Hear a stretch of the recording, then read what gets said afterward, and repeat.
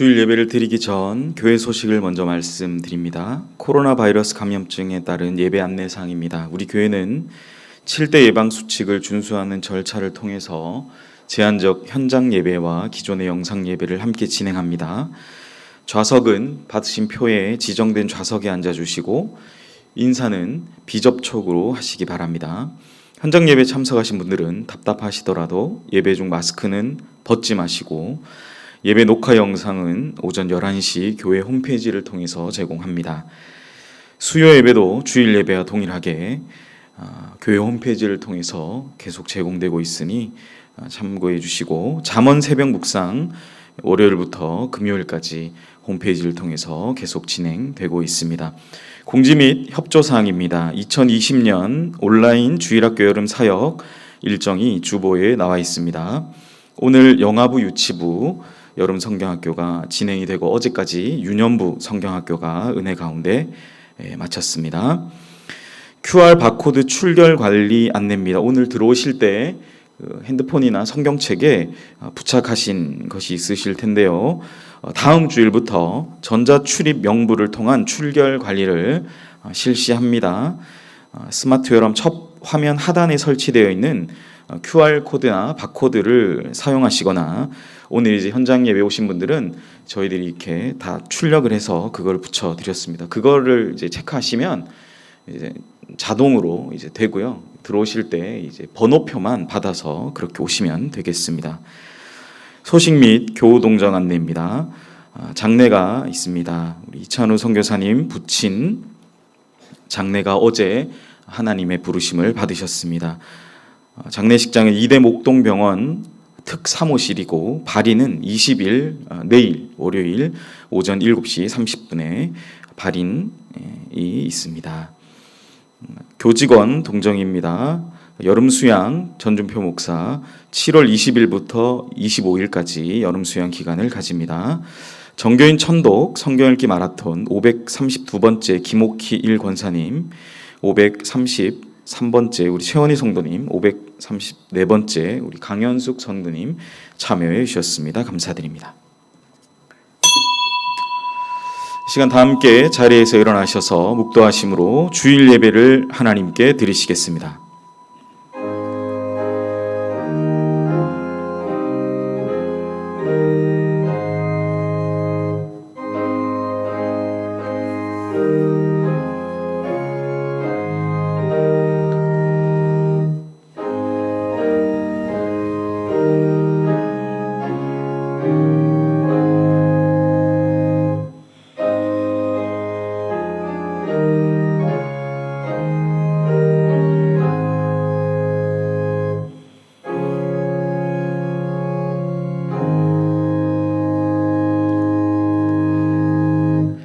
폭풍 속에서도 지켜주시는 하나님, 지난 7일간 삶에서도 우리와 함께 하셔서 은혜 베푸신 주님의 그 사랑에 감사드립니다. 오늘도 주실 참 말씀을 통해 진리 가운데 거하며 살게 하여 주시옵소서. 하나님께서 주시는 감동으로 새롭게 시작하는 한 주간도 그 능력 붙잡고 살게 하시며 충만함 가운데 올려드리는 모든 영광을 받아주셔서 통해 자복하는 심령으로 나아가는 모든 주님의 백성들의 죄와 허물들을 용서하여 주시옵소서. 이 모든 말씀 예수님의 이름으로 기원하옵나이다. 아멘. 다 같이 신앙 고백하겠습니다. 전능하사 천지를 만드신 하나님 아버지를 내가 믿사오며 그 외아들 우리 주 예수 그리스도를 믿사오니 이는 성령으로 잉태하사 동정녀 마리아에게 나시고 본디오 빌라도에게 고난을 받으사 십자가에 못 박혀 죽으시고 장사한 지 사흘 만에 죽은 자 가운데서 다시 살아나시며 하늘에 오르사 전능하신 하나님 우편에 앉아 계시다가 저리로서 산자와 죽은 자를 심판하러 오시리라. 성령을 믿사오며 거룩한 공회와 성도가 서로 교통하는 것과 죄를 사하여 주시는 것과 몸이 다시 사는 것과 영원히 사는 것을 믿사옵나이다. 아멘. 자리에 앉으시겠습니다. 찬송가 304장 그 크신 하나님의 사랑 다 함께 찬양하시겠습니다.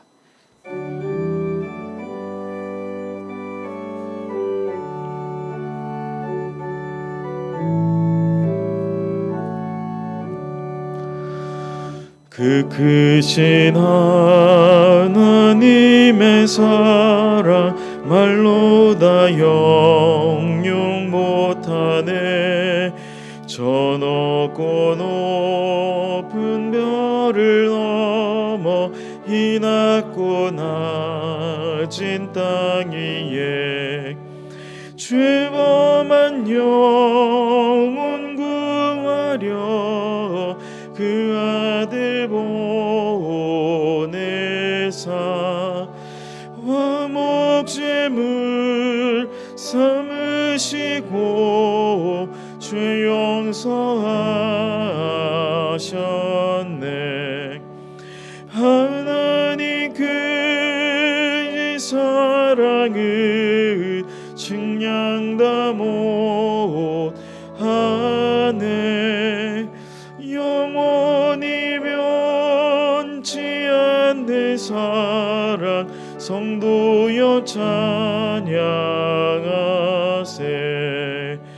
괴로운 시절 지나가고 땅 위에 영화 쇠할 때 주 믿지 않던 영혼들은 큰 소리 외쳐 울어도 주 믿는 성도들에게 큰 사랑 베푸사 우리의 죄 사했으니 그네 이제가 하나님 크신 사랑은 측량 다 못하네. 영원히 변치 않는 사랑 성도여 찬양하세.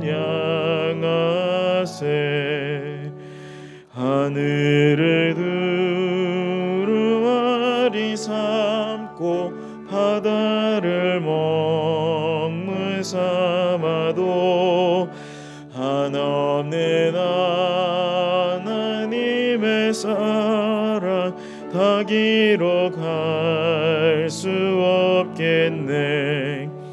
하나님의 크신 사랑 그 어찌 닿았을까.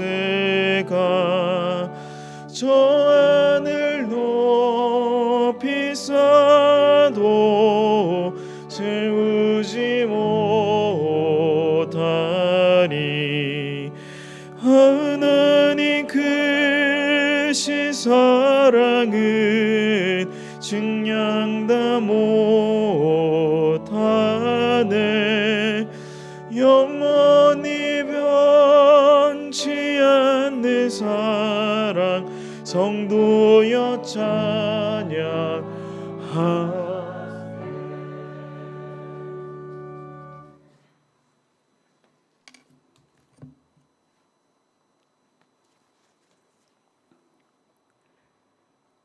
예수님의 부활을 기념하는 주의 날, 장맛비가 내리는 가운데 일부 예배자로 인도하여 주신 하나님 아버지께 감사와 찬양과 영광을 올려드립니다.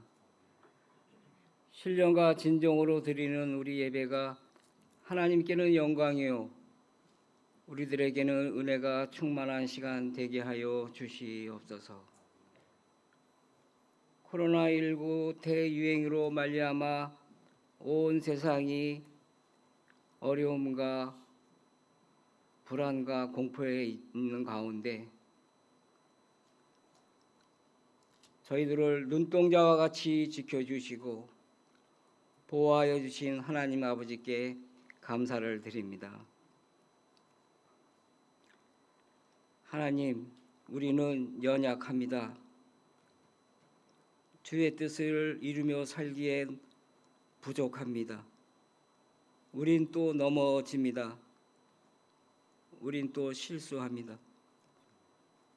그러나 주님의 긍휼하심을 바라며 예배에 참석한 우리들을 불쌍히 여겨주시고 용서하여 주시옵소서. 너희는 마음에 근심하지 말라. 하나님을 믿으니 또 나를 믿으라. 그와 같이 너희들을 버려두지 않으리. 내가 너희와 영원히 함께하리라는 주님의 말씀을 굳게 믿고 축복된 삶을 살아가는 연희의 모든 성도들 되게 하여 주시옵소서.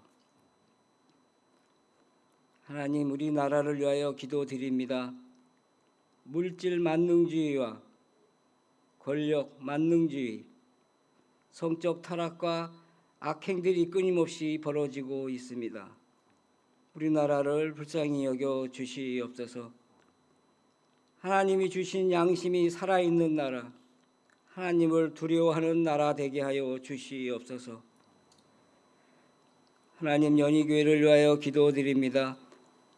코로나19로 교회에 출석하지 못하는 주일학교 다음 세대들을 기억하여 주시고 이들의 믿음을 지켜 주시옵소서. 원치 않는 질병으로 오늘도 병원과 가정에서 치료 중인 환우들을 찾아가 주시고 능력의 손으로 어루만져 주시사 건강을 회복하는 역사가 있게 하여 주시옵소서. 특히 연로하신 성도님들, 겉사람은 새하얘도 속사람은 날마다 새로워지는 은혜의 삶을 살아가게 하여 주시옵소서. 연인교회 담임 목사님 청빙을 위하여 기도드립니다. 연희의 양떼들을 푸른 초장과 실만한 물가로 인도하시는 선한 목자 같은 진실한 목사님을 보내주시옵소서. 오늘도 하나님의 말씀을 전하시는 안인선 목사님, 영육간에 강건하게 하시며 성령의 두루마리로 옷 입혀 주셔서 선포되는 말씀이 생명의 양식이 되게 하여 주시옵소서.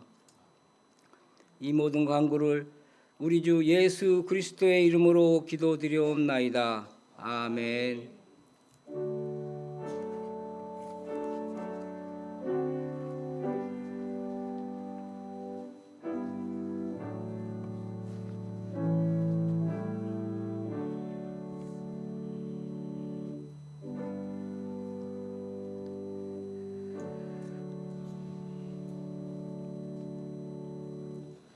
오늘 우리에게 주시는 은혜의 말씀입니다. 다 같이 겸허한 마음으로 하나님의 말씀을 받겠습니다. 하나님의 말씀은 누가복음 21장 1절부터 4절까지의 말씀입니다. 신약 성경 131면에 있습니다.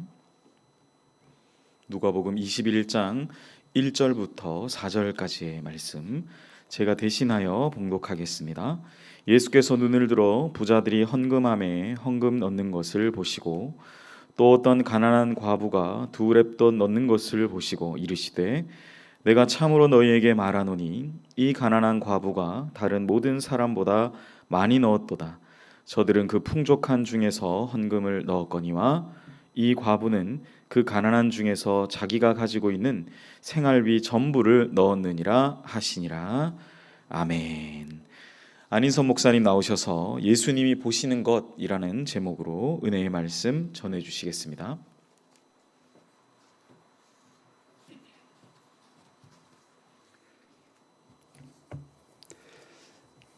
여러분, 아침에 교회에 오다 보니 정말 우리 장대비가 내리고 있었습니다. 그 우중에도 이렇게 예배당에 참석하시는 우리 성도들, 또 코로나로 인해서 가정에서 온라인으로 예배드리는 모든 성도들, 그 곳곳마다 우리 주 하나님의 큰 은혜가 함께 하시기를 축원합니다. 우리 잠시 기도드리고 말씀을 나누도록 하겠습니다. 사랑의 주님, 감사합니다.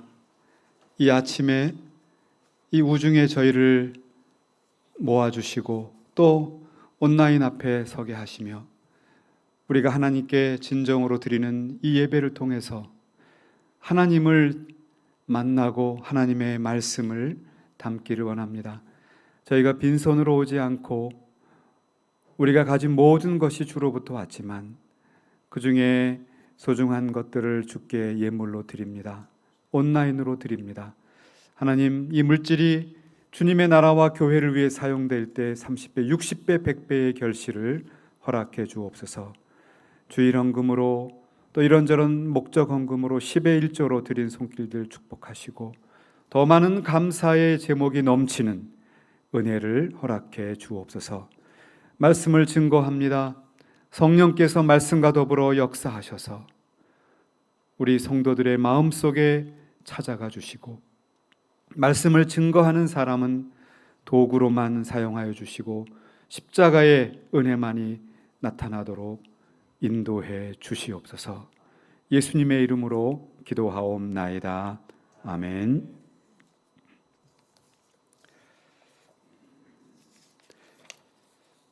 오늘 이 말씀은 가장 해석하기 쉽지 않고 또 잘못 해석되는 그런 말씀 가운데 하나인 것 같습니다. 보통 교회에서 어떤 행사를 하거나 건축을 하거나 그런 일이 있을 때 가장 많이 들을 수 있는 말씀입니다. 자, 가난한 과부를 보십시오. 그녀는 없는 중에도 생활비 전부를 다 헌금했습니다. 그러니 형편이 어렵다고 핑계대지 마시고 이 과부처럼 있는 것을 다 헌금해야 합니다. 그래서 한국 교회에는 있는 재산을 다 털어서 교회에 헌금하려고 하다가 가정에 불화가 생기기도 하고 또 교회에 문제가 되는 경우도 저는 본 적이 있습니다. 두 번째 들을 수 있는 해석은 부자는 왜 예수님께 칭찬을 받지 못했을까? 그는 마음을 다하지 않았다는 겁니다. 교만한 마음으로 사람들에게 보이려고 헌금했기 때문에 예수님이 받지 않으셨습니다. 그런데 성경을 가만히 보면 그런 말은 전혀 나와 있지 않습니다. 그냥 부자들이 헌금했다. 가난한 과부도 헌금했다. 그게 답니다. 세 번째 잘못된 해석은 이 부자는 가난한 과부를 도와주지 않았다는 겁니다. 자기만을 위해서 헌금을 했기 때문에 예수님께 칭찬을 받지 못했다는 것입니다. 근데 이 해석 또한 성경을 보시면 전혀 잘못된 해석입니다. 성경은 그런 표현이 안 나와 있습니다. 그러니까 우리도 모르는 채로 이 말씀을 나름대로 추측해서 해석하고 적용하는 경우가 있고 또 그러다 보니 이 성경을 읽기가 부담스러워서 많이 설교되지도 않고 또 많이 묵상하지도 않는 좀 피하고 싶은 그런 구절로 그렇게 생각될 수도 있습니다. 그래서 우리는 성경을 읽을 때 우리 자신의 눈으로 보는 것이 아니라 과연 성경 자체가 무엇이라고 말하고 있는지 정확한 읽기가 필요합니다. 예수님은 어떻게 말하셨는가? 예수님은 어떻게 행동하셨는가? 그 점을 알아야 그것이 우리에게 생명의 말씀이 되는 것입니다. 성경은 먼저 우리의 시각과 예수님의 시각이 얼마나 현저하게 차이가 있는가를 보여주고 있습니다. 예수님께서는 눈을 들어서 부자들이 헌금함에 헌금을 넣는 것을 보고 계십니다. 이 사건을 동일하게 기록한 것이 한 군데가 있는데 마가복음 12장입니다. 거기에 보면 예수님은 우연히 이 장면을 보신 것이 아닙니다. 매우 놀랍고도 흥미롭고 충격적으로 예수님은 헌금함을 마주 대하고 아예 앉아 계십니다. 그리고 무리가 헌금함에 어떻게 헌금하는가를 하나하나 지켜보고 계셨습니다. 자, 지금 교회에 들어가고 있는데 헌금을 드리고 있는 사람에게 예수님이 딱 그 앞에 앉아 계시니 얼마나 참 당황스럽고 부담이 되겠습니까? 심지어 예수님은 얼마를 넣고 있는지, 누가 넣고 있는지를 다 보고 계셨다는 말입니다. 이게 얼마나 황당한 상황이 될까요? 여기에는 분명한 목적이 있습니다. 예수님께서 왜 이러한 일을 통해서 이런 일을 하셨고 그래서 우리에게 무엇을 가르치려고 하시는지 분명히 예수님이 의도하신 바가 있다는 것입니다. 이 21장을 쭉 읽어보면 최후에 되어질 일들에 대한 말이 나옵니다. 그래서 오늘의 말씀은 종말에 가서 되어질 하나님의 평가, 심판자로 오시는 예수 그리스도, 구원해 주러 오시는 예수 그리스도가 과연 우리들의 인생을 어떻게 보실 것인가, 그것을 가르치기 위해서 굳이 헌금대 앞에 앉으셔서 하나하나 체크하시고 그리고 가르쳐 주신 것입니다. 예수님은 두 종류의 사람을 말씀하십니다. 누가가 기록한 헬라어 원문을 보시면은 보았다라고 하는 한 동일한 단어를 쓰고 두 종류의 사람들을 아주 선명하게 대조해서 설명하고 있습니다. 부자와 가난한 과부입니다.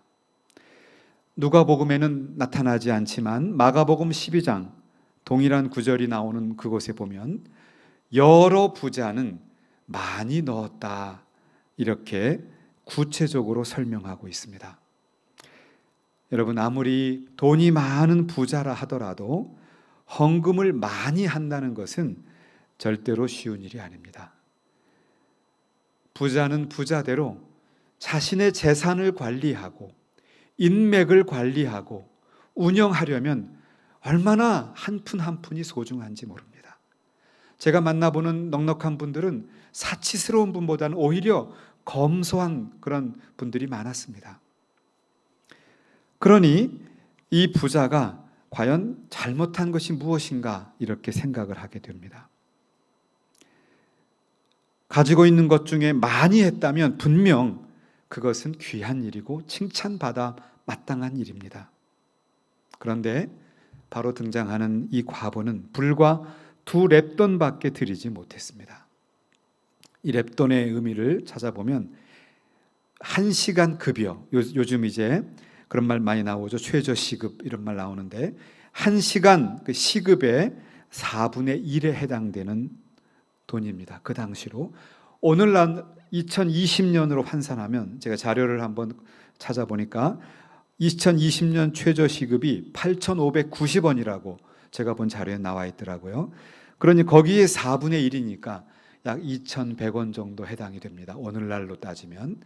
자, 그런 돈, 물론 그것도 귀한 돈입니다만은 부자가 많은 중에 한 것과는 상대적으로 볼 때 비교되지 않은 그저 조그마한 예물일 뿐이었습니다. 그럼 예수님이 이러한 말씀을 통해 무엇을 우리에게 가르치고 있는 것일까요? 기독교 역사를 보면 부자고 사회적, 경제적 지도층에 있는 그런 사람들이 적지 않습니다. 그리고 경제적 혹은 그 사회적 그런 어떠한 위치를 가지고 살아가고 있습니다. 그런가 하면 가난한 과부와 같이 생활비 전부라고 하는 그 액수가 우리가 상상할 수 없을 정도로 매우 어렵고 힘들게 살아가는 분들도 상당히 많이 계십니다. 그런데 오늘 이 말씀을 자칫 잘못 해석하게 되면 기독교는 부자나 혹은 로마나 유대 지도층과 같은 그러한 사람들을 비판하고 정죄하고 있다. 그러면서 우리의 경제적인 부 자체를 부정하고 있다고 해석하는 그런 아주 급진적인 성경 해석을 하는 분도 있습니다. 정말 그럴까요? 오늘 누가복음을 잘 생각하셔야 합니다. 누가복음은 누가가 1장에 보면 데오빌로라고 하는 사람에게 쓴 편지의 내용입니다. 그런데 이 1장의 데오빌로라고 하는 말을 직역을 하면 그 말은 하나님의 친구, 네오, 하나님, 빌로, 친구란 뜻입니다. 하나님의 친구다, 그런 뜻입니다. 그래서 기원전 3세기부터 많은 유대인과 헬라인들이 자기를 그런 이름을 지어 자기도 갖고 자녀들에게 주는 자주 등장하는 이름입니다. 그런데 이 누가복음을 쓰면서 누가는 데오빌로 각하란 말을 씁니다. 요즘은 대통령에게도 이런 말을 잘 안 쓰죠. 각하라는 말. 이 말은 로마 총독에게만 누가가 썼던 단어입니다. 그러니까 누가는 당시 이 팔레스타인 지역을 통치하는 로마의 위임을 받아 통치하는 로마의 총독을 가르칠 때 이 각하란 단어를 썼는데, 그렇게 볼 때에 이 로마서를 누가복음을 받는 이 데오빌로는 최고의 고위 공직자라는 것을 알 수 있습니다. 지배층입니다. 많은 것을 가진 사람입니다. 그러니 누가는 사회적으로 혹은 경제적인 상위 계층의 그 부와 그들의 삶 자체를 지금 비판하는 그런 공산주의적인 시각을 갖고 있지 않습니다. 성경은 또한 이렇게 말합니다. 손을 게으르게 놀리는 자는 가난하게 되고 손이 부지런한 자는 부하게 되느니라, 이렇게 말씀합니다. 또 유명한 마태복음 25장의 심판장에서도 그 주인이 대답하여 가로되 악하고 게으른 종아, 나는 심지 않은 데서 거두고 해치지 않은 데서 모으는 줄로 내가 알았느냐라고 기록합니다. 그러니까 우리가 게으르고 그리고 성실하지 못해서 가난하다면 그것 자체가 덕성은 아니다. 근데 중세를 보면 중세 수도사들은 굳이 일부러 모든 걸 다 팔고 아무것도 없이 이곳저곳을 방문하면서, 요즘 말로 하면 탁발한다 그러는데요, 탁발 수도사들이 많았습니다. 오히려 민폐가 된 적도 많았어요, 중세는. 그런데 우리 성경과 우리 개신교 역사는 그러한 것을 굳이 강조하지 않습니다. 그렇다면 여러분, 오늘의 말씀의 초점은 무엇이고, 과연 예수님은 무엇을 말씀하시려고 이러한 행동을 하셨는가, 그것을 우리가 잘 살펴보아야 합니다. 예수님의 관점은 성경을 읽어보면 하나하나 확인할 수가 있습니다. 부자들이나 가난한 과부나 똑같이 등장합니다. 그 앞에 어떠한 수식어가 붙어 있지 않았습니다. 그리고 그들은 똑같이 헌금함에 헌금을 넣었습니다. 여기까지 성경은 어떤 차이도 말하고 있지 않습니다. 예수님이 잘 지켜보았습니다. 그리고는 예수님이 하신 말씀 중에 중요한 핵심적인 내용이 등장합니다. 그것은 4절에 있는 말씀인데, 누가가 기록한 헬라어 성경을 보면 이 가난한 과부에게만 등장하고, 그리고 이 부자의 경우에는 나타나지 않는 딱 한 개의 단어가 있습니다. 그 단어는 이 부자에게는 쓰지 않았습니다. 가난한 과부에게만 그 단어를 썼습니다. 그것은 판타라고 하는 단어입니다. 판타. 이 판, 여러분 요즘 이 코로나 바이러스를 팬데믹이라고 하죠. 이 판이란 말은 넓은, 전체적인, 전부 이런 뜻을 갖는 라틴어입니다. 헬라어에서 나온 라틴어고 그 어근은 헬라어에 있는 판타란 단어입니다. 그러니까 가난한 과부는 판타, 전체, 전부를 지금 하나님께 드렸다, 이렇게 구별해서 단어로 쓰고 있습니다. 부자는 풍족한 중에서 넣었습니다.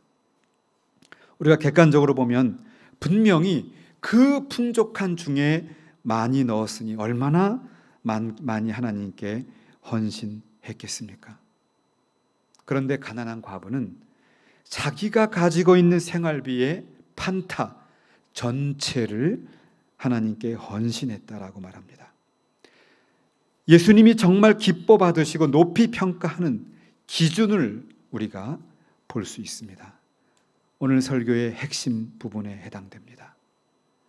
예수님은 어떤 분량을 원하시는 것이 아닙니다. 얼마나 많이, 얼마나 대단하게 했느냐를 예수님은 지금 말씀하는 것이 아닙니다. 21장에 쭉 나오는 최후에 되어질 일, 종말론적인 일들을 말씀하시면서 나중에 종말에 주님 앞에 서게 될 때에 예수님이 평가하는 그 평가의 기준은 양이 아니라는 말씀입니다.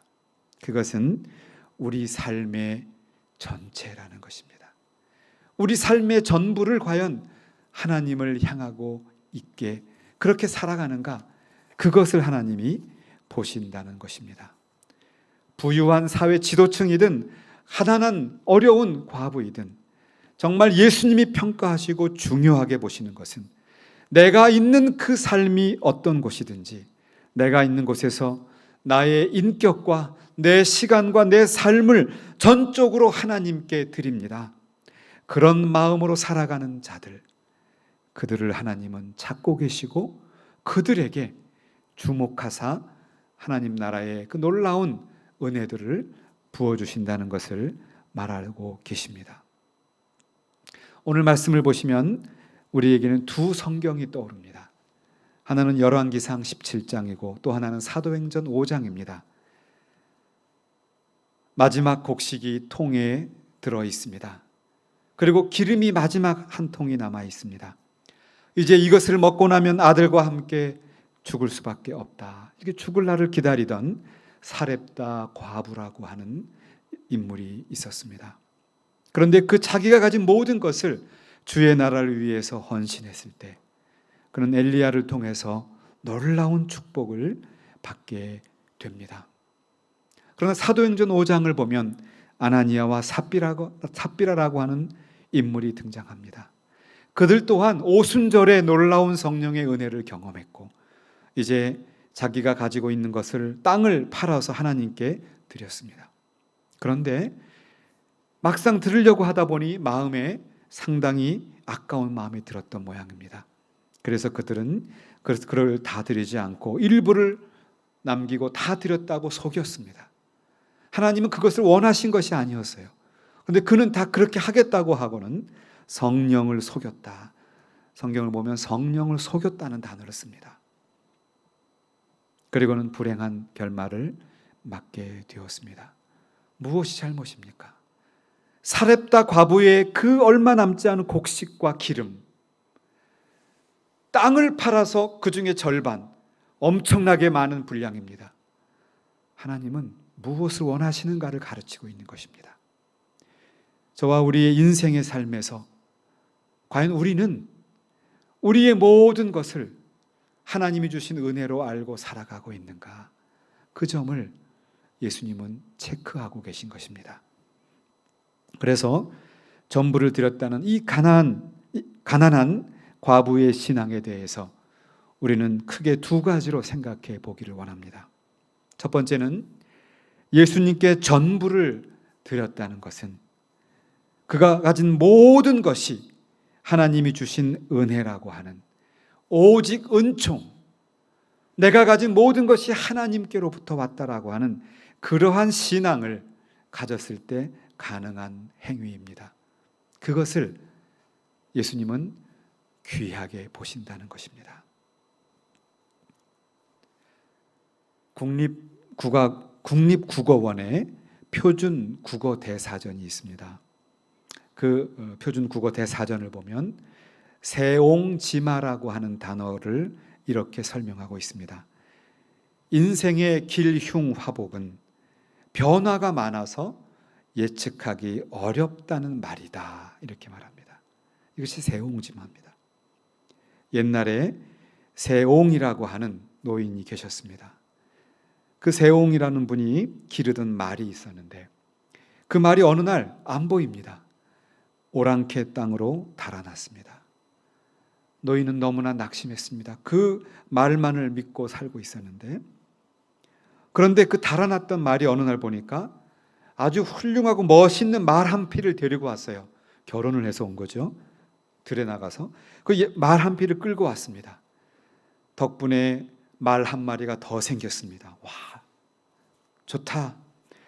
그런데 그 끌고 온 준말을 타다가 그만 이 아들이 그 노인의 아들이 그 말을 타다가 떨어져서 다리가 부러지고 말았습니다. 아이고 이거 어떡하나. 노인은 낙심하게 되었습니다. 그런데 그로 인해서 그때 마침 전쟁이 일어나서 많은 젊은이들이 이제 전쟁에 끌려가서 죽는 일이 많았는데 다리가 부러진 이 아들은 전쟁에 나갈 수가 없었습니다. 그래서 죽음을 면했다는 그런 이야기입니다. 우리가 잘 아는 이야기죠. 중국의 회남자라는 책에 인간훈에 나오는 그런 이야기를 우리 표준 국어 대사전에서 이렇게 풀이를 해 주었습니다. 여러분 어떻습니까?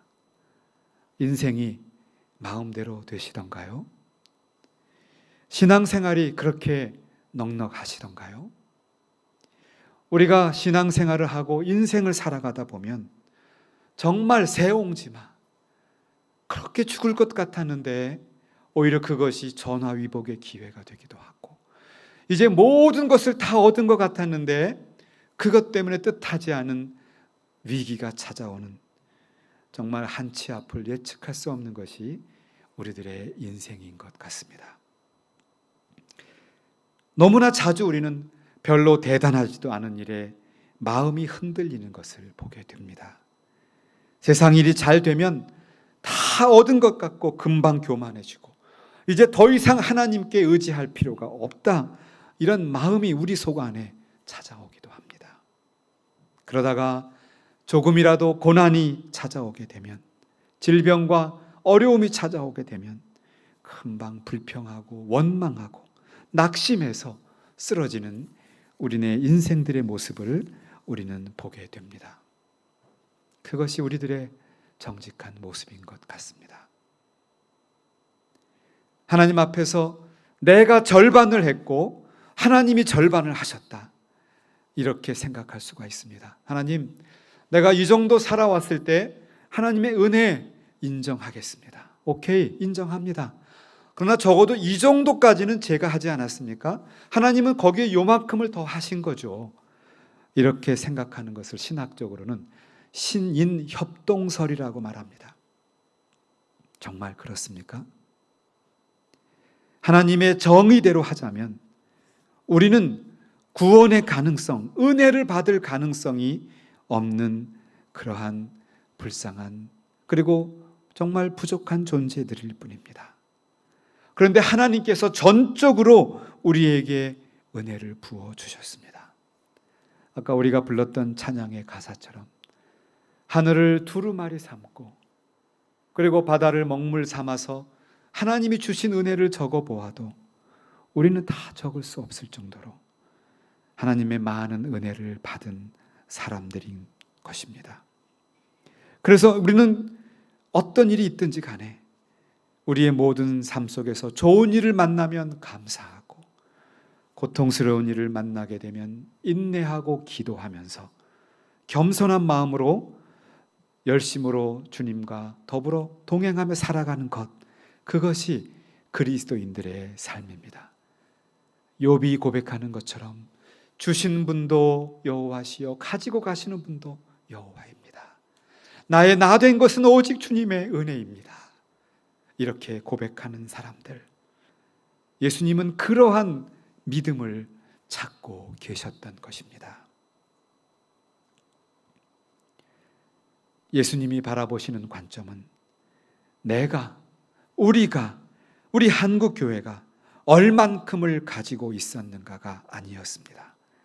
내가 가지고 있는 것이 크면 큰 대로 작으면 작은 대로 내 마음의 중심과 내 인격과 나의 모든 것을 하나님이 주신 줄로 믿고 그렇게 감사하며 헌신하며 기쁨으로 주의 길을 쫓아가는 그러한 삶을 주님은 찾으셨던 것입니다.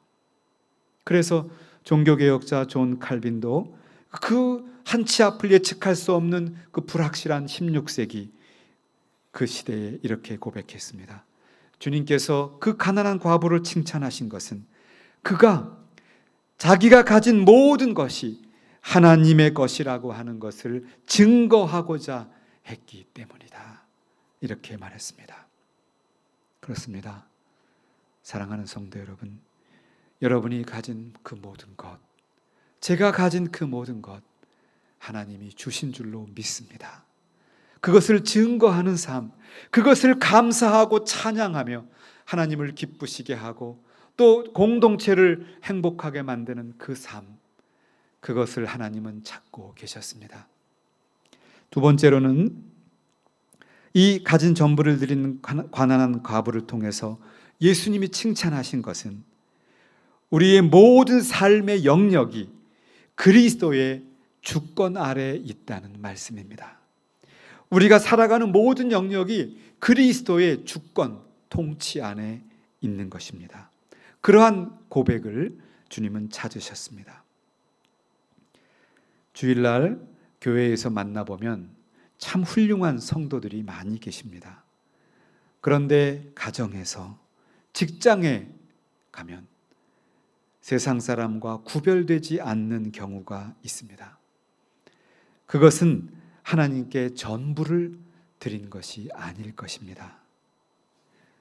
우리 한국 역사를 보시면 과거의 일본의 식민지 시대 6.25 전쟁, 정말 처참한 그 가난한 상황 가운데 있었습니다. 그런데 그 당시에 우리 성도들은 이 몸밖에 드릴 수 없다는 그러한 마음으로 정말 열심으로 하나님을 믿었고 교회를 섬겼고 최선을 다해 살아갔습니다. 마치 가난한 과부가 남은 2 렙돈을 드리는 그러한 마음으로 하나님 앞에 헌신했던 것이 이 어려운 시기에 우리 성도들이었습니다. 하나님은 그러한 믿음을 귀하게 보셨고 이 민족을 축복해 주셨고, 지금은 경제적으로나 혹은 여러 가지, 특히 코로나19를 맞은 이 시대에 보면 정말 세계가 존경하고 부러워하는 그런 민족이 되는 복을 주셨습니다. 우리 한국교회는 그러한 초심을 잃지 말아야 합니다.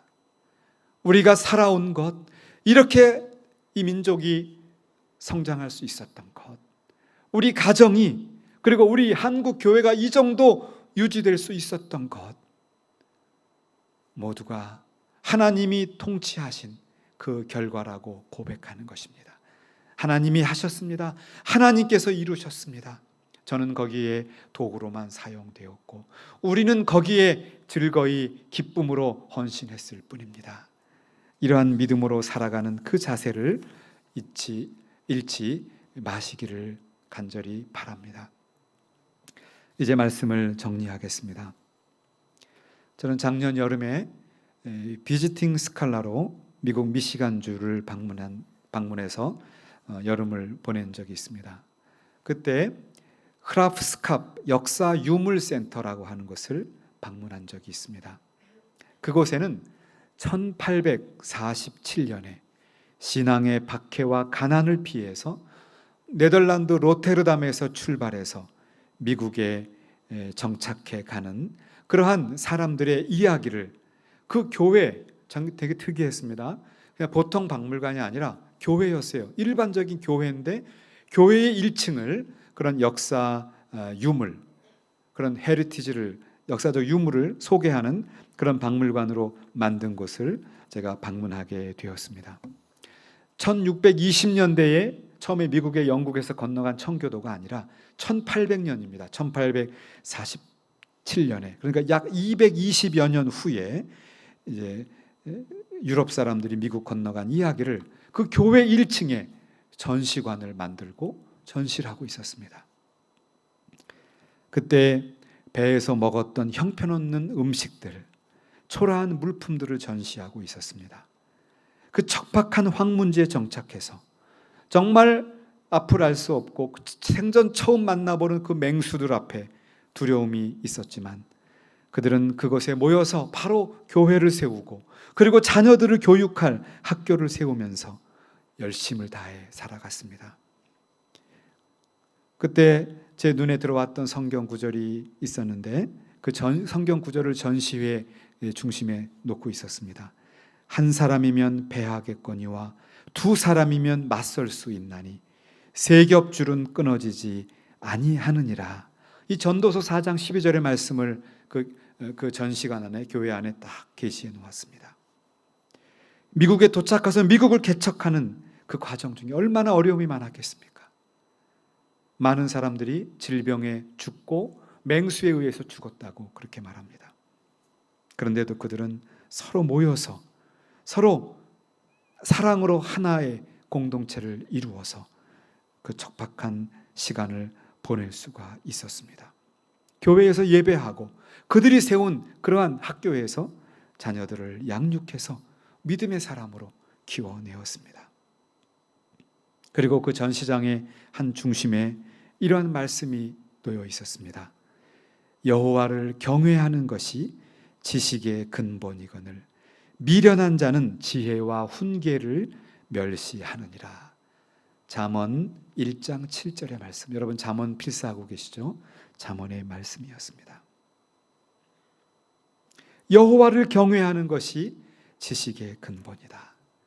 미련한 자는 지혜와 훈계를 멸시하느니라. 여호와 하나님을 경외하고 그 하나님의 말씀대로 살려고 몸부림쳤던 그들. 그리고 나서 이제 1830년대가 지나서 1900년대가 되면서 벌써 미국은 유럽을 앞지르는 그런 최강국으로 발전할 수가 있었습니다. 우리의 인생은 항상 업앤다운이 있습니다. 올라가는 때가 있고 내려오는 때가 있습니다. 아무도 피해갈 수 없는 인생의 과정들입니다. 그런데 그 과정에서 한 발은 세상에 놓고 한 발은 교회에 들여놓고 적당히 살다가 힘들면 포기하고 이런 신앙생활을 한다면 주님은 기뻐 받으시지 아니하실 것입니다. 우리는 매주마다 예배를 드립니다. 특히 코로나19 시대에는 온라인으로 예배를 드립니다. 이런 상황 가운데서 하나님이 기뻐 받으시는 예배는 무엇일까요?